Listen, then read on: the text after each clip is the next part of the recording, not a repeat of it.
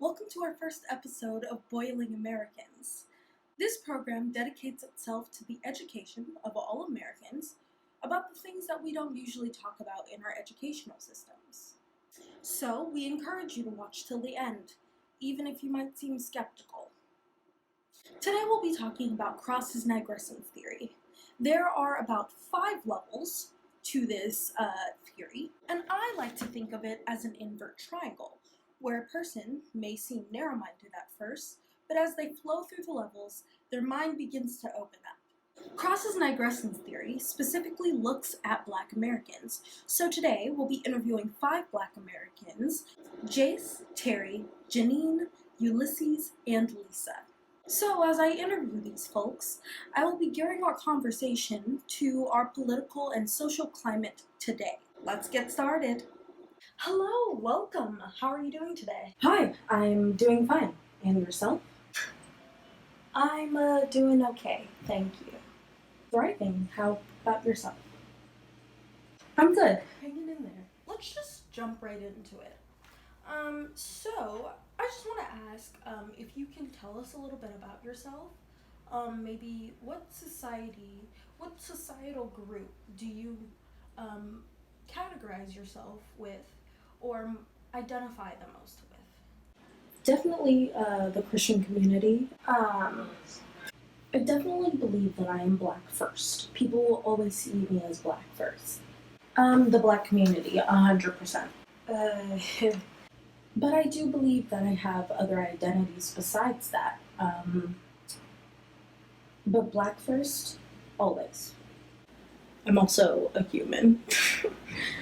No, but I love God and I love the Bible, and the Bible is somewhere I find my identity in, and all of the rest of the categories and the identities don't matter to me. That's a loaded question. The Pan-African community, or the Black community, whatever you want to call it. I'm Terry. And, that's the place where I find my other identities, from sexual orientation to gender to religion, whatever. That is the place I go. That is the place where I belong. And within that place, I find other crooks of the place. Interesting. These are all observations, so feel free to answer truthfully. So, are you proud of your American identity? Oh, yes, I'm extremely proud of my American identity. I think that if I was born anywhere else, I wouldn't have it as good. And I do think that we are one of the greatest countries in the world, so this is a great country to be a part of, and I feel blessed that I am. I guess I am proud of American identity. I guess I am, yeah.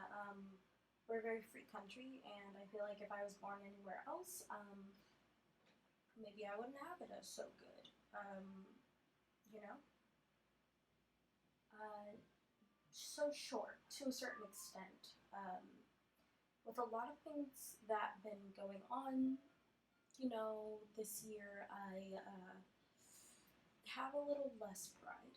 I feel like everybody's proud of where they come from while acknowledging that the country has flaws and it's not the greatest country in the world. So yes, but also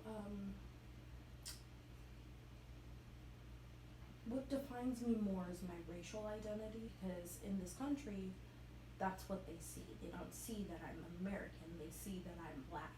So I've really been trying to immerse myself in the fact that this country is not always welcoming to me, even though I was born into it, Proud is a strong word. Am I okay with American identity? Yes. But I know when it comes to everyday life, I am not looked at as American, but more as Black. So I've just kind of internalized within myself that yes, it is great to be born in America, but this is not the greatest country in the world. And if I was born anywhere else, I couldn't tell you how I would be. I would have to, be born somewhere else for that to happen. This is not the only place that's first world, and this is not the only place that has a structure, So, proud, okay? Sure. There's two really weird things with that question. Proud? No. Because in order for me to be proud, I don't know. When I walk around America, people do not see me as American first. They see me as black first. So, proud? I don't know. Actually, no. Just like no. But identity is also really weird because I don't identify with being American. It's something that categorizes me, but I don't identify with that because I identify with being black first. So American identity is this really weird thing that's just up in the air for me, that I just, I am African American, but like more of the African, I don't know, if that makes sense. So I don't know if I could identify with something that doesn't want to identify with me. I'm stolen furniture, taken from one thing, taken from one home to another. So Americanness is more of an idea than it is an identity to me. Now I want to talk about police brutality. There's a lot going on these days, so I figured why not ask a question on this. So I just want to know, what are your thoughts on the BLM movement? I think police brutality is terrible, yes. But I think with any system that you have run by humans, it's going to be flawed in some sort of way, and racism is alive and well, and I think that is just something we have to deal with. It doesn't happen that much, and whites are killed way more, so I feel like many of those people may have been in the wrong too, because they may have been resisting. I feel like we have to teach our young black men and women to avoid those situations, because it's always going to be here, and I can't imagine. I don't think there's a life without the police. Like you can't live like that. The BLM movement is interesting. I think it's made me rethink a lot of the things that I thought were moral and correct. I don't agree with every issue they talk about, every idea they have, but I do understand the concern. The BLM movement, I'm very excited about it. I've been following it, since the start of it, Trayvon Martin. I think it's a wonderful movement. I am really trying to understand their points of view, because I grew up in a place where that type of that liberal type of point of view wasn't always encouraged. In fact, people that I think are in BLM, a lot of people from back home think it's really radical. So yeah, I really do believe in BLM, and I want to learn more about it. I think that we, are more susceptible to violence and discrimination than a lot of other races. So I can understand why this is a movement. Yeah, but I am a little conflicted on their views. Yeah, I just want to learn more about what the Black voice is, and how we are not exactly a monolith. The BLM movement is amazing. it's always been prominent that Black lives do not matter, especially in America. From slavery to Jim Crow to everything else that comes after that. Black people are not as valued, so I think this movement really speaks to this, that Black lives do matter, and that I mean, take a look at my shirt. Yes, so I am a part of BLM LA, and I love the movement. In our first world lives, we have enough structure and we have enough moral, because we're human beings, to community police each other, to hold each other accountable without, you know, some sort of punishment that is inhumane, if you know what I'm saying. So I support it in full. The thing that's really weird to me about the movement is that I am fighting to be treated like a human. I'm fighting for my life. It's almost as ridiculous as paying to live, you know, like with our healthcare system and whatnot. Why am I fighting to have, you know, a decent life where I don't get, you know, killed quickly, you know, trying to live a full life, but I can't really do that in America. So BLM means a lot to me, but it's also really eerie that I am fighting to be a human. Wow, really insightful. Do you think that the police should be defunded or even disbanded? I think those are really radical. I feel like defunding the police, like, they're supposed to keep us safe, so why take away that safety? Defund the police? I think that is, that's odd. Like, what are we gonna do after that? Like, it's gonna go to the education system, I think, or something. I don't really, I'm not super informed about it. I don't know about this one because I don't really know exactly what we would do without the police. I do think that maybe a little bit too much money is gone in, but also I think that it might be beneficial just for the safety of our communities. But I do think it's a complex issue. As far as disbanding but I do think that we need to hire more people of color on those teams.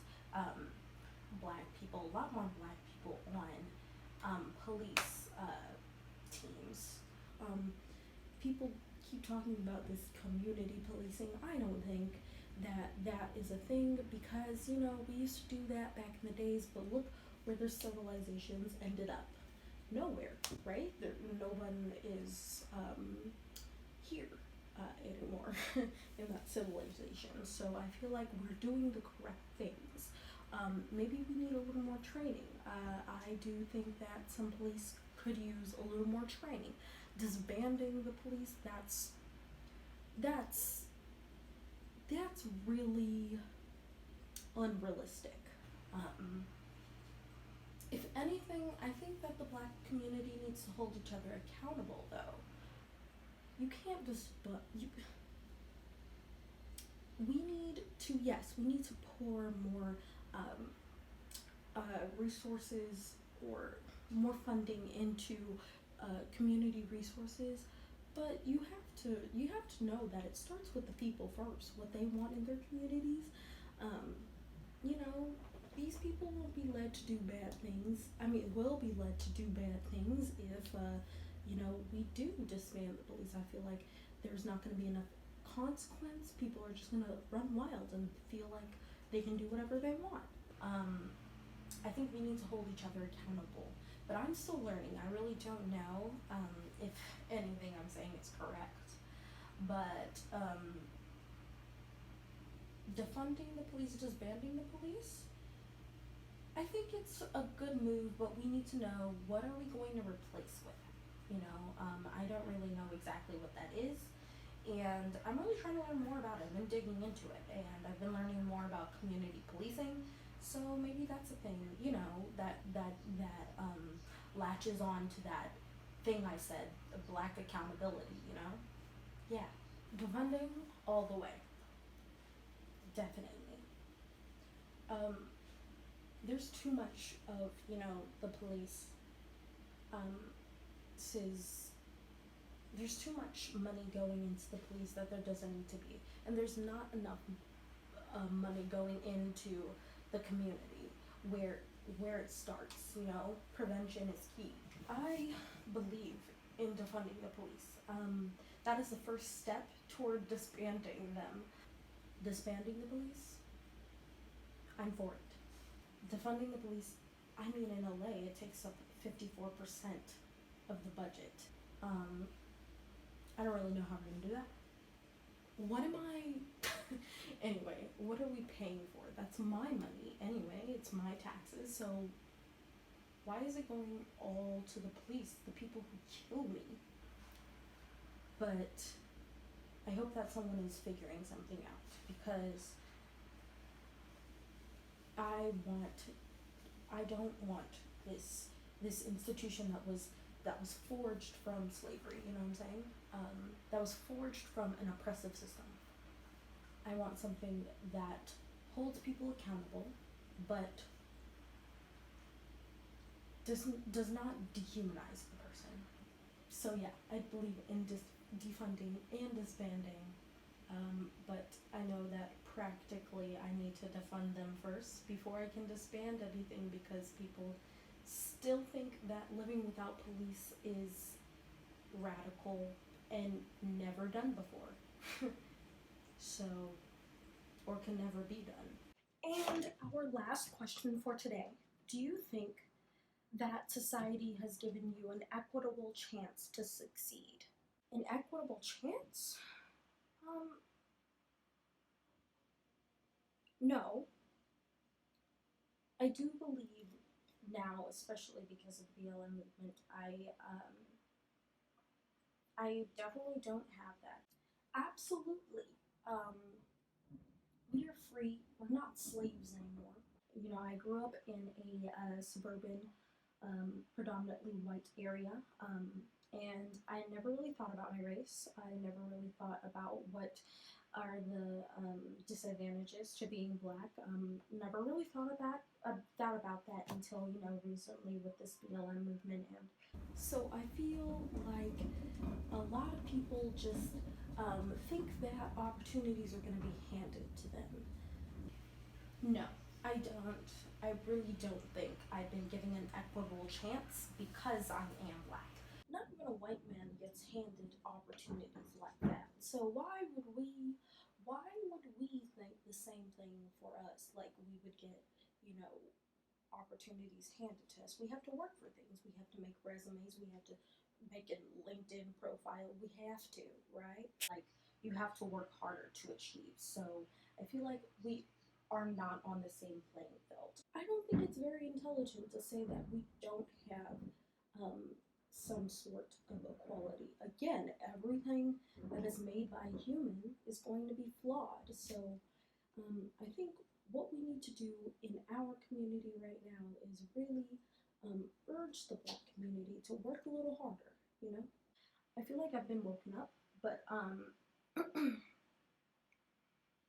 an equitable chance, that's interesting, because I don't believe that I do, but I so do believe that I need to work as hard as everyone else, probably a little bit harder. Definitely not. We're being killed on like every week, daily basis, so of course I don't have a higher succeeding. I don't have an even playing field, with white people. In no way would I ever have to worry about my skin color if I was white to get a job. And I don't think it's ever going to be that way. I'm striving for it to be that way, and I'm committed to helping my people. I'm committed to making sure that we get as close as possible and we keep progressing through the stages of, fighting for equity ever. Let alone being detained and beaten and shot by the police if I was white. I mean, I'd have some degree, but it wouldn't be because I'm white. It would be because of something else, right? So, equitable chances to succeed when our death rates are way higher? No. It sucks. Well, there you have it, folks. Cross's Nigrescence theory. If you want to learn more about this, you can check our show notes, which are on our website, or you can check out our social media, where we will be going more into depth about Cross's Nigrescence theory. Of course, not everyone's the same when they fluctuate through the invert triangle of Cross's Nigrescence theory. There is variance. Make sure you tune into next week's episode of Boiling Americans. I'm your host, Taylor Kirk, and I'm signing off. See you then!